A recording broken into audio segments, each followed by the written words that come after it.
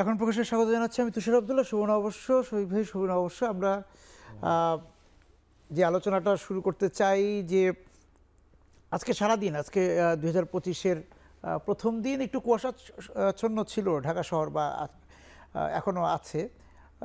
আপনার কাছে কি মনে হয় যে 2025-এ এই কুয়াশাচ্ছন্নই থাকবে আবহাওয়াটা, নাকি আমরা যে ধরনের রোদ চাই রাজনীতির মাঠে, অর্থনীতির মাঠে, সেই রোদ আমরা দেখতে পাবো? না, আমার মনে হয় যে এই বছরটা আমাদের মানে ওয়ান অফ দ্য বেস্ট ইয়ার হবে আমাদের ইতিহাসে। আমরা যেইটা আশা করছি, আপনি জুলাই অগাস্টে যে গণ অভ্যুত্থান হলো, সেই গণ অভ্যুত্থানকে আমরা বাস্তবায়ন করাটা আজ এই বছর আমাদের কাজ হবে। এটা আমাদের দুইটা সাইড আছে। একটা হচ্ছে রিফর্ম করা, রিফর্মের মাধ্যমে যেই জনপ্রত্যাশা যেটা তৈরি হয়েছে অভ্যুত্থানের মাধ্যমে, সেই প্রত্যাশার কাজগুলো ওয়ান আফটার ওয়ান আদার করা। আর একটা হচ্ছে যে জন অভ্যুত্থানে যাদের মৃত্যু হলো, যাদেরকে খুন করা হলো, বা যাদের চোখ অন্ধ করে আহত হলো, হ্যাঁ, তাদের আমরা বিচারটা এই বছর আমরা করার চেষ্টা করছি, এবং আমরা সেই অনুযায়ী আমরা ফাস্ট ট্র্যাক করছি বিচারটা, যাতে সুষ্ঠু হয় এবং তাড়াতাড়ি হয়, এবং যাতে আমরা ইলেকশনের আগেই একটা বিচারটা আমরা করে যেতে। এটা দুইটা আমাদের খুবই মানে টপ প্রায়োরিটির মধ্যে আছে। আর ইকোনমিক রিকভারি তো আছেই। আপনি দেখেছেন যে অলরেডি রিজার্ভ কিন্তু শোয়িং সাইন্স অফ রিকভারি, এবং কিছু এবার 20টা এখন 21-22 বিলিয়ন ডলারের মধ্যে এসে পড়েছে। এবং আমরা মনে করি এই মোমেন্টামটা চলবে, ইকোনমি যেহেতু লার্জার একটা রিকভারি আছে। এই তিনটা সাইড আমরা বলবো যে খুবই ভালো তো অবশ্যই ইকোনমিতে পলিটিক্সে অনেক ধরনের হেলদি ডিবেট হবে আমরা আশা করছি। আপনি অনেকগুলো প্রোগ্রাম করছেন, আমরা ডিবেটগুলো অলরেডি দেখছি। না, এই যে বিতর্কের কথা বললেন, যে তর্কতে অনেক দূর যাওয়া যায়, সেই জায়গা থেকে আপনার কাছে মনে হচ্ছে কি যে রাজনৈতিক দলগুলোর কি ভোটের জন্য এক ধরনের তাড়া আছে, বা অন্তর্বর্তী যে সরকার, সেই সরকারের উপর একটা চাপের ব্যাপার আছে কিনা, যে দ্রুত ভোটে যাওয়া? না, যে কোনো রাজনৈতিক দলের মূল লক্ষ্য তো ভোটে যাওয়া, হ্যাঁ, ভোটে যে সে ক্ষমতায় আসতে। কিন্তু শুরুর দিকে যে তারা যে যতটা সময় দিতে চেয়েছিল, এখন সেই জায়গাটা একটু কমিয়ে দিচ্ছে। না, এখন যেহেতু আমরা নিজেরাও তো তাদেরকে দুটো টাইম লাইন দিয়েছি। একটা আমরা বলেছি যদি মিনিমাম রিফর্মটা হয়, সেক্ষেত্রে ডিসেম্বরের মধ্যে আমরা ইলেকশনটা করতে পারবো, 2025, মানে এই চলতি। আর যদি দেখা যায় যে না, ওরা আরো কিছু চাচ্ছেন, আরো কিছু বলিষ্ঠ কিছু রিফর্ম চাচ্ছেন, সেক্ষেত্রে আরো 6 মাস আমরা নেওয়ার কথা বলেছি। তো দুইটার ওয়েতে আমার মনে হয় যে রাজনীতিবিদরা তো অবশ্যই দেখবেন যে রিফর্মগুলো কোন পেসে যাচ্ছে। এই রিফর্মটা আসলে তাদেরও তো প্রত্যাশা কিছু রিফর্ম হোক, তো ওইটার উপরে নির্ভর করবে। তবে তাদের একটা মিশ্র প্রতিক্রিয়া ছিল, যে এক এক দলের কেউ বলেছে যে আমরা সংস্কারটা করতে দিবে, আবার কেউ বলছে না, সংস্কারটা না, ভোটে যাওয়া দরকার। এবং এই যে এইখানে একটু আপনার কাছে জানতে চাই, আপনি কি মনে করেন যে সামনের দিনগুলিতে যে সংস্কার কমিটি তো তাদের রিপোর্টগুলি দিয়ে দিবে অন্তর্বর্তী সরকারের কাছে, তারপর যে ভোট আসবে, ভোটে কোনো একটি দল আসবে বা একটি আমাদের জাতীয় সংসদ হবে, সেইখানে সংস্কারগুলো কতটা মর্যাদা পাবে? না, আমার মনে হয় সংস্কারের আকাঙ্ক্ষাটা, আপনি যদি নেপালের ইতিহাসটা দেখেন, নেপালের সিভিল ওয়ারের পরে যখন সিভিল ওয়ারটা থেমে গেল, প্রচণ্ড ওরা যখন তাদের অস্ত্র গিভ আপ করলেন, তারপরে আপনি দেখেন না, ওদের যে রিকনস্ট্রাকশন অনেক দিন সময় লেগেছে। আমরা কি কনস্টিটিউশন চাই, ওরা অনেক একটা মানে ডিবেট এবং একটা রিফর্মের প্রসেসে গেছে, এবং ওদের কনস্টিটিউশনটাই রেটিফাই হতে 8 বছর লেগেছে। আমরা যদি অনেকে ভাবছি যে জিনিসটা খুব শর্ট টার্ম করা যায়, খুব কুইক ফিক্স, আসলে কুইক ফিক্স বলে তো কিছু নাই। আমার মনে হয় যে এটা সময় লাগবে, বাট আমরা যতটুকু করে যাব, আমার মনে হয় যে পরবর্তী গভর্নমেন্ট আসলে তারাও একটা প্রেসারে থাকবে আরো কিছু রিফর্ম করা। মানে উড়িয়ে দেওয়ার কোনো সুযোগ নাই যে আমি সংস্কারের দিকে হাত দিব না, সেই সুযোগটা নাই। না, কেননা তারাও তো যারা আসবে বা যারা আসার, তাদেরও তো এই জুলাই অগাস্টের আন্দোলনের স্টেক ছিল, তারাও অংশীজন ছিলেন। জি, না, সেই অংশীজনটা কি আপনার কাছে মনে হয় যে হ্যাঁ, অংশীজন হচ্ছে যে যেহেতু এটা এককভাবে বা তাদের যে রাজনৈতিক মোর্চা ছিল সেইভাবে আওয়ামী লীগ সরকারকে বা বিগত সরকারকে সরাতে পারেনি, এই যে গতিটা ছিল আন্দোলনের আমাদের ছাত্র জনতার, সেই জন্য তারা অংশীজন হয়েছিল। কিন্তু এখন ক্ষমতার রাজনীতিতে যে তারা কতটা পুনর্মূল্যায়ন করবেন বিষয়টাকে? না, ক্ষমতার রাজনীতিতে অবভিয়াসলি তারা চাবেন যে তাদের যেগুলো আইডিয়াকে, সেই আইডিয়াকেই ওনারা ক্যারি করতে বা ওইটাকেই তারা ইমপ্লিমেন্ট দলীয় আদর্শকে নিতে। বাট আমার মনে হয় যে যেহেতু বাংলাদেশের মানুষ বা একটা পুরো 2-3টা জেনারেশন জেগে উঠেছে, তারা আপনি দেখেন না পুরো এক্সাইটিং ডিবেট হচ্ছে, ইউনিভার্সিটিগুলোতে হচ্ছে, আমাদের কনফারেন্স রুমগুলো এখন খুব ভর্তি থাকে, প্রেস ক্লাবে হচ্ছে, পত্রিকার পাতায় হচ্ছে, আপনি অনুষ্ঠান করছেন সেখানে এটার রিফ্লেকশন আমরা দেখছি, তো সব জায়গায় তো হচ্ছে। তো এই আকাঙ্ক্ষা যেগুলো তৈরি হচ্ছে, এটার মাধ্যমে তো আকাঙ্ক্ষাও হচ্ছে যে না আমাদের কোনটা বেটার, আমরা কি প্রপোর্শনাল রিপ্রেজেন্টেশনে যাব নাকি আমরা যেই ওয়েস্টমিনিস্টার সিস্টেমে আছি সেইভাবে যাব। আজকে আর্মি চিফের আপনি যদি কথা দেখেন, উনি বলছেন যে প্রেসিডেন্টের যাতে একটু পাওয়ারফুল হন, আর্মি একটা ভারসাম্য যদি থাকে, এই কথাগুলো পলিটিক্যাল পার্টিগুলোও অনেকে বলেছেন। তো অনেক ধরনের কথা হচ্ছে এবং ইটস এ ওয়েলকাম, সবাই যাতে তাদের মতগুলো বলেন সিভিল ওয়েতে, ডিবেটে, তাদের ডায়ালগে এই কথাগুলো যেন বারবার আসে, কি চান, কিভাবে চান। আমরা মানে আপনি যদি দেখেন যে আমরা 1972-তে আমরা যে কনস্টিটিউশনটা নিলাম, ডিবেট কিন্তু খুব কম হয়েছে, বা ওই সময় সিভিল সোসাইটি অতটা স্ট্রংও ছিল না। ডক্টর কামাল হোসেন ওনারা এটা ড্রাফটিং করলেন, আর তারপরে যেই ডিবেটগুলো হলো মানবেন্দ্র লালমা ডিবেটে অংশগ্রহণ করলেন, উনি বাঙালি এবং নন বাঙালির প্রশ্নটা উত্থাপন করলেন। আর যেটা হয়েছে যে সুরঞ্জিত গুপ্ত বা মইনুল হোসেনের মতো লোকরা হয়তো বা কিছু কিছু কথা বলেছেন, বাট তার চেয়ে বেশি কি ডিবেট হয়েছে? হয় নাই। এবং কি যখন যে সংশোধনগুলি হলো তখনও তো বিতর্কগুলো হয়নি, সংসদেও বিতর্ক হয়নি। হ্যাঁ, এবং সিমিলারলি আপনি যদি ইয়ের ক্ষেত্রে দেখেন, 90-এর আন্দোলনের পরে আমরা 7 দল ছিল, 15 দল ছিল, কমিউনিস্ট পার্টিগুলো ছিল, মানে লেফটিস্টরা ছিল, সবাই মিলে আমরা কিন্তু খুব তাড়াহুড়ো করে ওয়েস্টমিনিস্টার সিস্টেমে চলে গেলাম। কিন্তু এতে কিছু কিছু আমাদের ইনহেরেন্ট পলিটিক্যাল কালচারের যে দুর্বলতাগুলো, সেগুলো কিন্তু রয়ে গেল।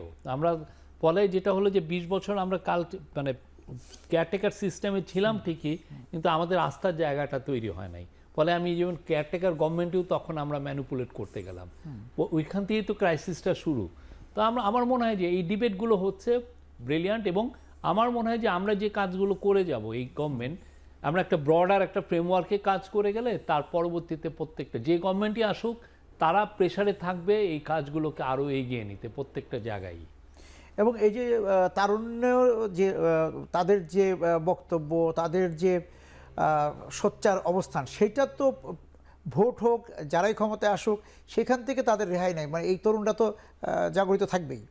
অবশ্যই তরুণরা তো জাগরিত থাকবে এবং নতুন তরুণ আসবে। মানে একটা পুরো জেনারেশন যখন আপনি ধরেন পলিটিক্যাল ল্যাঙ্গুয়েজ তাদের মুখে এসছে, ঠিক না, তারা যেই ধরনের, আমরা তো এটা অনেক জেনারেশন কিন্তু পলিটিক্স বিমুখ ছিল, এবং যেটা হচ্ছে জেনারেশন আফটার জেনারেশন, আপনার 2-3টা জেনারেশন দেখবেন যে তারা খুব পলিটিক্সটাকে ওন করছে, বাংলাদেশের ভবিষ্যৎ কী হবে, বাংলাদেশ কোন ডিরেকশনে যাবে সেটা ওন করছে। এই ছেলেগুলো থাকলে, ছেলে মেয়েগুলো থাকলেই এনাফ। এবং একটা এমন আরেকটা বড় জিনিস এইখানে যে আপনি তো 90-এর আন্দোলনটা, 90-এর আন্দোলন কিন্তু খুব বেশি মেয়ে ছিল না, এবার দেখেন প্রচুর মেয়ে, এবং তারা অনেক ভোকাল, তারা কি চান খুবই ভোকাল তারা। এবং এর মেয়েটার মধ্যে আমরা অনেকে ভাববেন যে মেয়েগুলো কি, মানে তারা ডাইভার্স ব্যাকগ্রাউন্ডের মেয়ে, কেউ আসছেন যে তার একদম রিলিজিয়াস ব্যাকগ্রাউন্ডই নাই, বা রিলিজিয়াস মানে পোশাক আশাকে খুবই মডার্ন আউটলুক, আবার অনেকে বোরখা পরে সে আন্দোলনে আসছেন। মানে আমি দেখাতে চাচ্ছি যে খুব একটা ম্যাসিভ নাম্বার অফ ছেলে মেয়ে আসছে পলিটিক্সে, এবং আমার মনে হয় তাদের যে অ্যাপেটাইট থাকবে, যে বাংলাদেশের চেঞ্জের যে অ্যাপেটাইট, এবং আমরা বাংলাদেশে একটা প্রোগ্রেসিভ আমি মনে করি যে, এবং খুবই ডেমোক্রেটিক একটা সোসাইটি হিসাবে এমার্জ করবে। এবং সেটা 2024-এর যে বিষয় আপনি বলছেন যে 25-এ সেটার উষ্ণতাটা আরও বেশি ছড়াবে। 25-এ যেটা হবে যে পলিটিক্স হবে, পলিটিক্সে হিটেড ডিবেট হবে, আমি যেটা মনে করছি সেটা হচ্ছে ধরেন স্টুডেন্টরা বলছে যে তারা একটা পলিটিক্যাল পার্টি করবে, তো অবভিয়াসলি তখন পলিটিক্যাল পার্টি করলে তার ইডিওলজির সাথে বিএনপির ইডিওলজি নাও মিলতে পারে, তখন তো এক ধরনের এই কথাবার্তা হবে, ডিবেট হবে, ওই ডিবেট থেকে পলিটিক্সের একটা উত্তাপ্ত ছড়ায়। সেই উত্তাপটা আমরা দেখব এবং এটা আমার মনে হয় ভালো, হ্যাঁ, healthy। উত্তাপটা দেখবেন। এবং বিরতিতে যাব, আমি ফিরে এসে একটু আলাপ করতে চাই যে অনেক বিশ্ববিদ্যালয়ে কিন্তু আবার ছাত্র সংসদ নির্বাচনে আমরা দেখছি প্রস্তুতি শুরু হয়েছে। কোথাও কোথাও নির্বাচন আয়োজক কমিটি আমরা জাহাঙ্গীরনগরে দেখলাম। এবার যদি মূল নির্বাচনে, জাতীয় সংসদ নির্বাচনের আগে এই বিশ্ববিদ্যালয়গুলোতে ছাত্র সংসদ নির্বাচন হওয়া না হওয়া এবং স্থানীয় সরকার নির্বাচন নিয়ে কথা হচ্ছিল, এই দিকটা নিয়ে একটু আপনার কাছ থেকে শুনবো একটা বিরতি থেকে এসে। দর্শক, এখন প্রকাশ্যে বিরতিতে যাচ্ছে, ফিরে এসে কথা সঙ্গে আছেন শফিকুল আলম।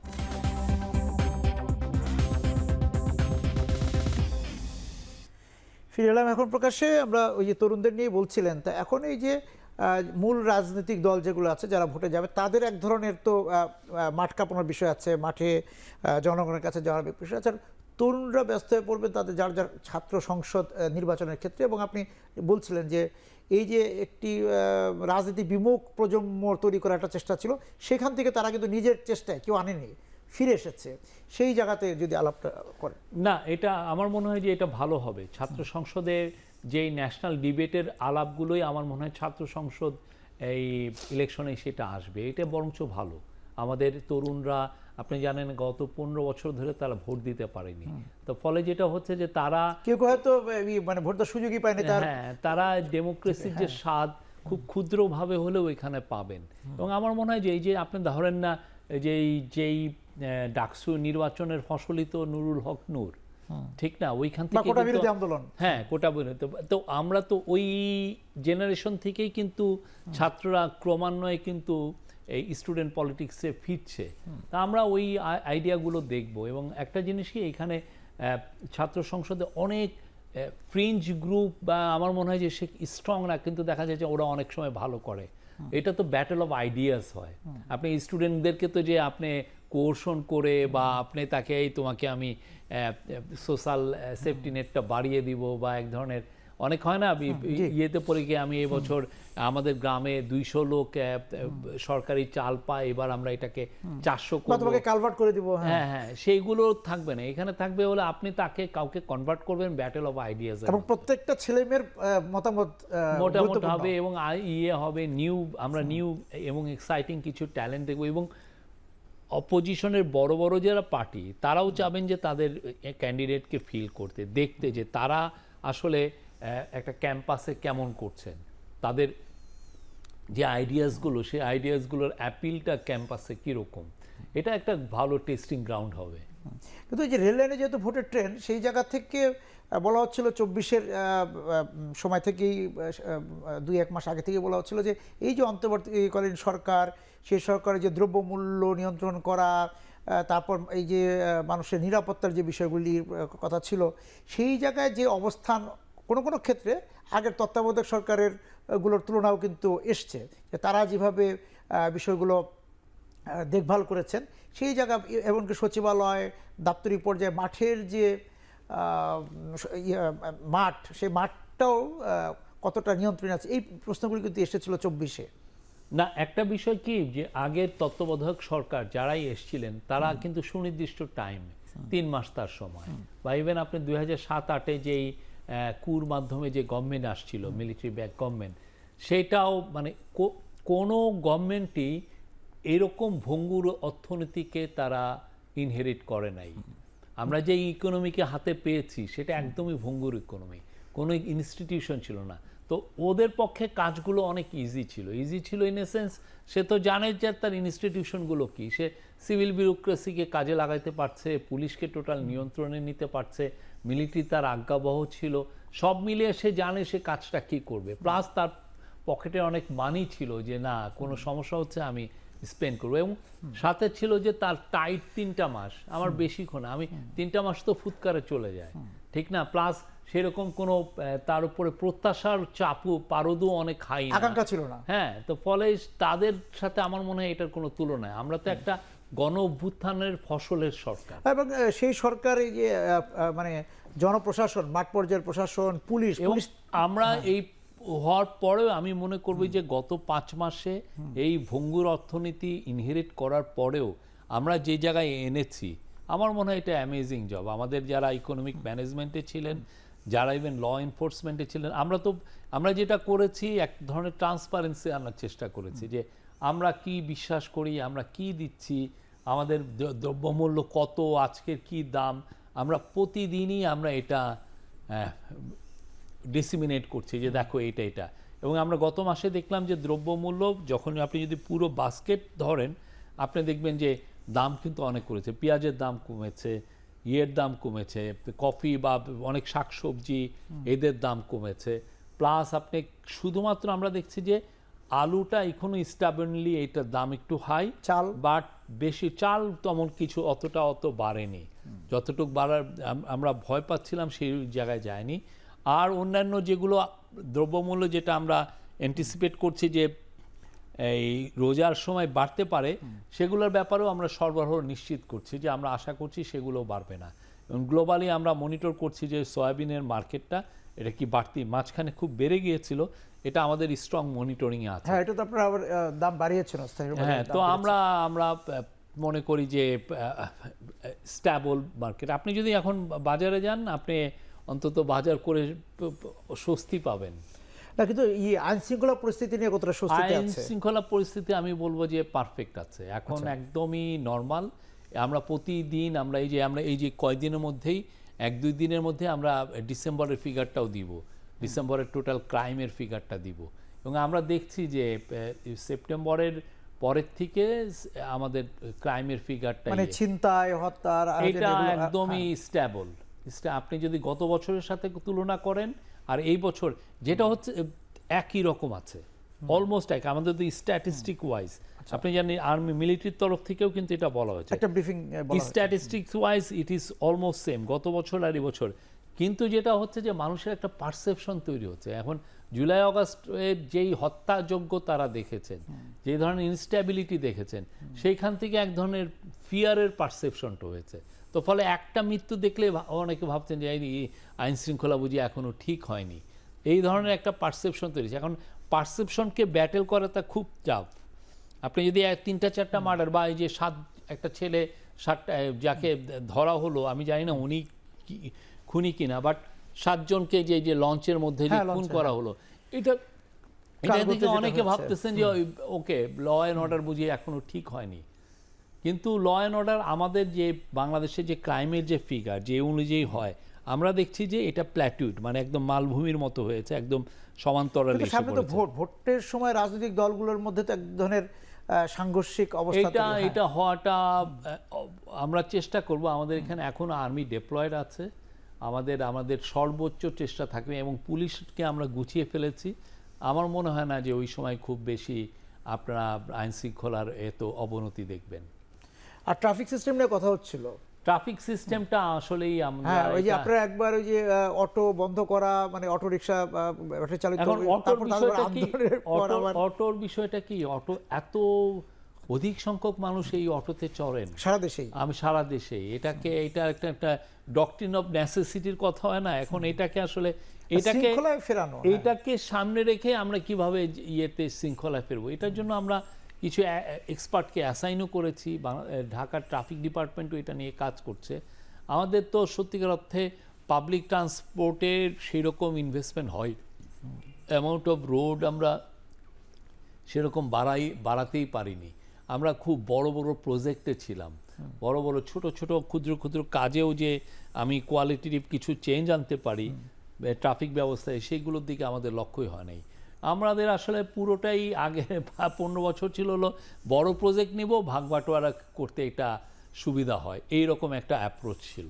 সেই জায়গা থেকে আমরা দেখছি কিভাবে এফিশিয়েন্ট ট্রাফিক ম্যানেজমেন্ট। এবং এই যে সিটি কর্পোরেশনের যে তো বেশিরভাগই তো ওই যে রাজনৈতিক নেতৃত্ব নেই বা নির্বাচিত প্রতিনিধি নাই, সেটা যদি বলি, সেইটার কোনো প্রভাব পড়লো কিনা জনসভায়? আমার মনে হয় না, এটা যে রাজনৈতিক, আমার বরঞ্চ সিটি কর্পোরেশন নির্বাচিত প্রতিনিধির কথা যদি বলি, সিটি কর্পোরেশন নির্বাচিত প্রতিনিধিরা হয়তো বা কিছু কিছু ম্যানেজমেন্ট ভালো পারেন, অনেক সময় ওনারা ম্যানেজমেন্ট ভালো পারেন, কারণ ওনাদের আবার অনেকের স্বার্থটা দেখতে হয়।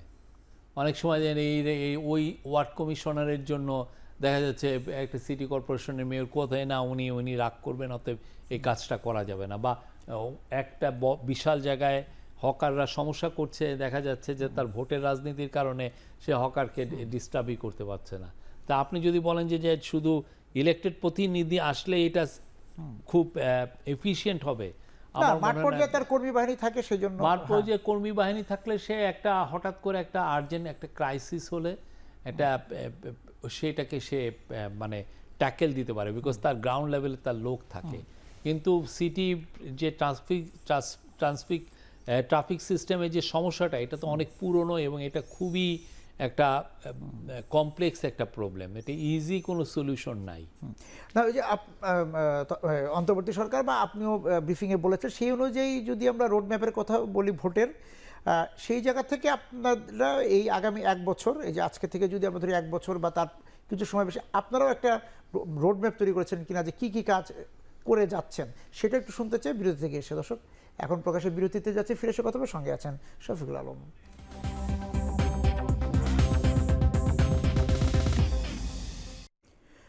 ফিরে এলাম এখন প্রকাশ্যে। বলছিলাম যে এই যে বাকি যে 1 বছর বা তার কিছু সময় বেশি আছে, সেখানে অন্তর্বর্তী সরকার তাকে সাধারণ মানুষ, জনমানুষ, এই যে একটা অভ্যুত্থানের মধ্য দিয়ে যে একটা সরকার আসলো, একটা বড় পরিবর্তন হলো, সেইখানে এই সরকারকে আমরা স্মরণে রাখবো, এরকম পথচিত্র কিছু তৈরি করা না, হয়েছে আমরা কিনা? আগামী 1 বছর আমরা কি করব সেটা একটা ব্রডার আউটলাইন আমরা দিয়েছি। সেটা হচ্ছে যে আপনি জানেন যে 6টা কমিশন করা হয়েছিল, তাদের এই 6টা কমিশনের রিপোর্টগুলো আসার কথা ছিল 31শে ডিসেম্বরের মধ্যে। কিন্তু দেখা যাচ্ছে যে অনেকে বলছেন, দেখেন আমরা সপ্তাহে 7 দিন কাজ করেও আমরা এই কাজগুলোকে ফিনিশ করতে পারিনি। তো সেই ক্ষেত্রে আমাদেরকে সময় আরও বাড়াতে হবে। কেউ 1 সপ্তাহ নিয়েছেন, কেউ 2 সপ্তাহ নিয়েছেন।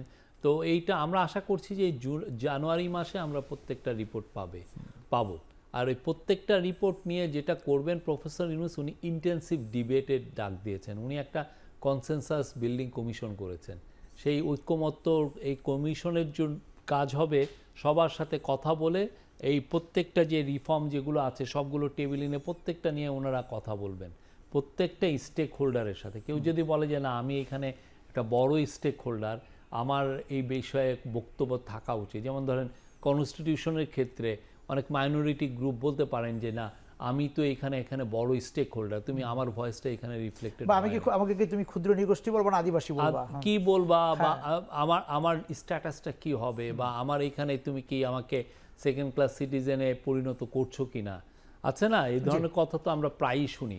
এই পুরো কথাগুলো সবকিছুই এই ডিবেটে আমরা আনতে চাবো সবার সাথে কথা বলে।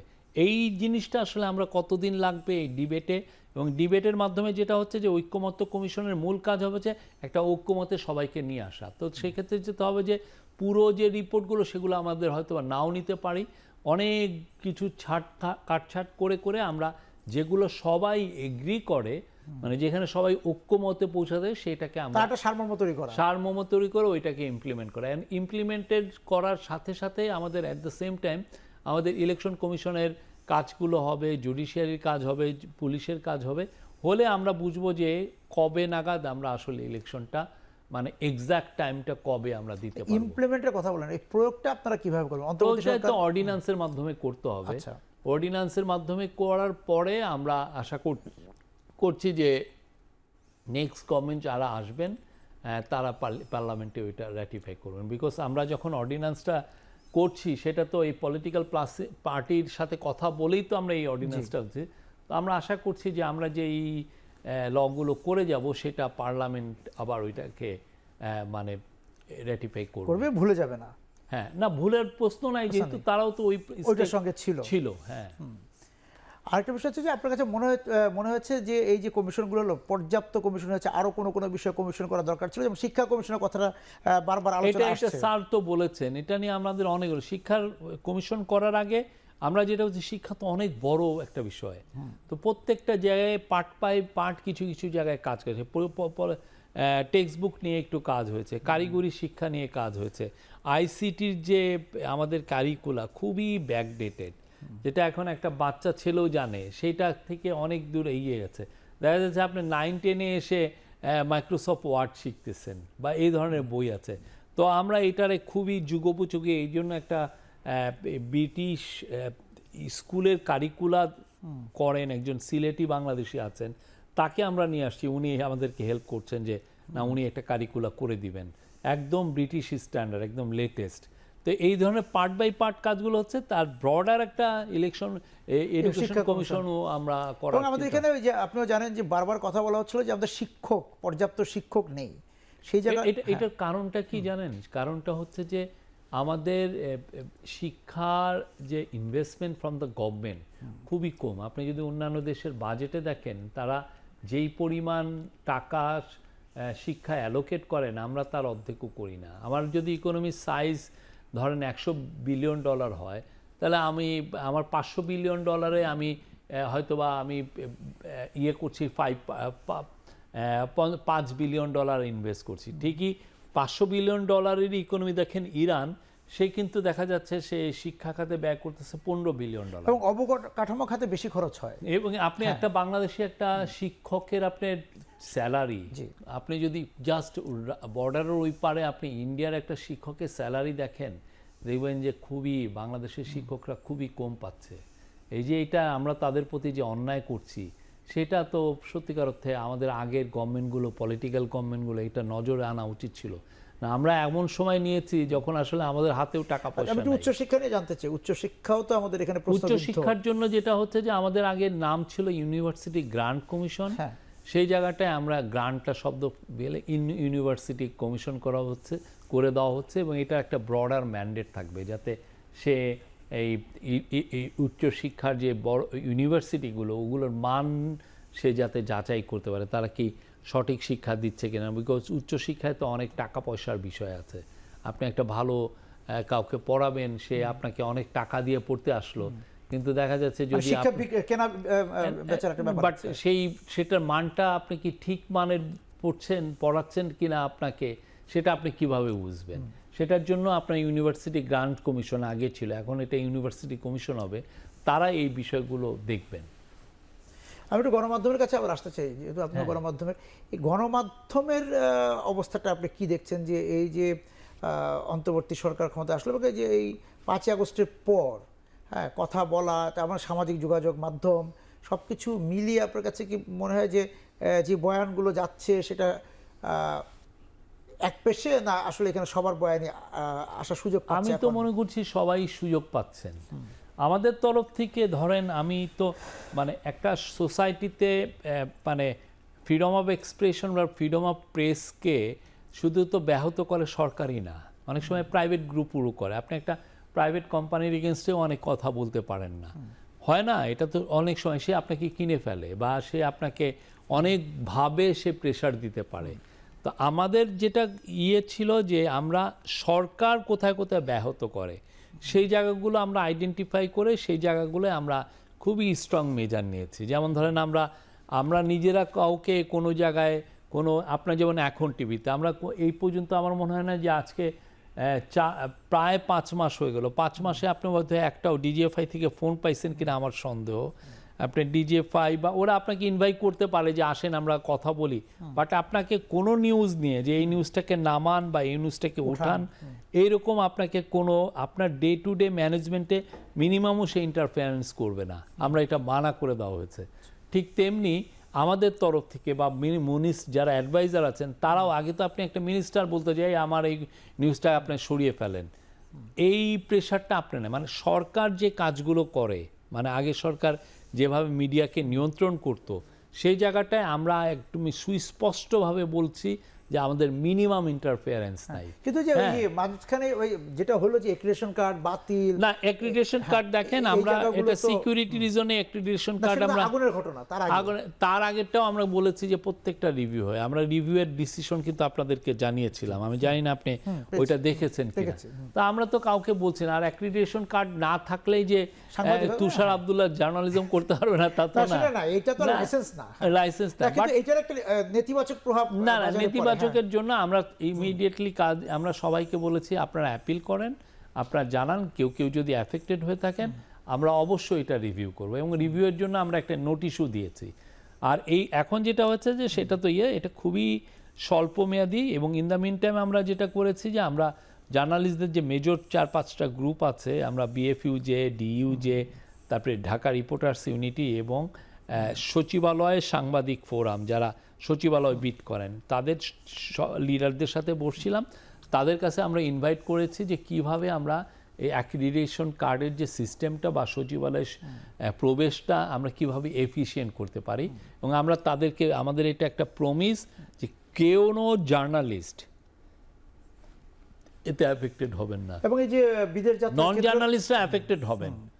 যারা অ্যাক্রিডিটেশন কার্ড নিয়ে ভিতরে যে লবিং এর কাজ করতেন তারা ডেফিনেটলি অ্যাফেক্টেড হবেন, বাট যারা জার্নালিজম করেন তারা কেউ অ্যাফেক্টেড হবেন না, আমি এটা আপনাকে অ্যাসিওর করতে চাই।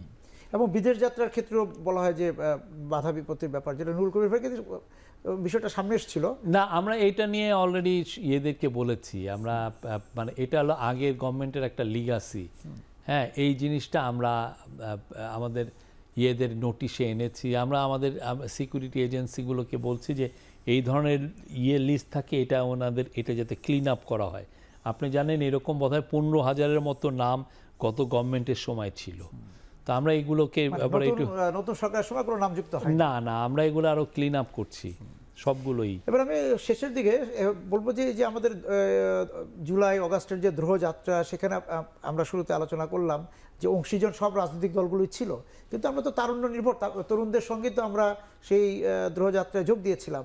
তো এখন এই 25-এ এসে এই সেই তরুণদের সঙ্গে, বা আমরা যদি বলি বৈষম্য বিরোধী আন্দোলন যারা করছেন সারা দেশের, তাদের সঙ্গে রাজনৈতিক দলগুলো এবং অন্তর্বর্তী সরকারের আগের মতো নিবিড় অবস্থানটা আছে কিনা? না, অবশ্যই আছে।